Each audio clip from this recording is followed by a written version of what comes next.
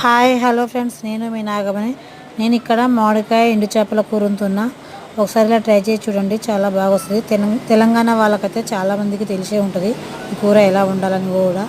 ఎండు చేపలు తెచ్చుకొని అవి పెంక మీద మంచిగా వేపుకొని అవి లాస్ట్ దించే ముందు కూడా 2-3 చుక్కల నూనె వేసుకొని నూనెలో కూడా ఫ్రై చేసుకొని పక్కకు పెట్టుకోవాలి చల్లారేటందుకు. అదే కడాయిలో నూనె వేసుకొని జీలకర్ర, ఎండుమిరపకాయలు, పచ్చిమిరపకాయలు, కరివేపాకు, ఉల్లిగడ్డ వేసి మంచిగా వేగనివ్వాలి.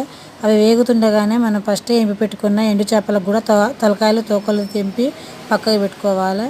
ఉల్లిగడ్డలు ఉడికాక అల్లం వెల్లిపాయ పేస్టు, పసుపు, ఉప్పు వేసి మనం ముందే కట్ చేసి పెట్టుకున్న నేను మామిడికాయ ముక్కలు అయితే ఒక మామిడికాయ మొత్తం పట్టింది నాకు. ఆ ముక్కలు కూడా వేసుకొని ఉప్పు వేసుకొని టమాటాలు ముక్కలు కనపడితే పిల్లలు తినరు అన్ని ముక్కలని టమాటా కూడా నేను పేస్ట్ పట్టుకున్న కొంచెం గుజ్జు కావాలని.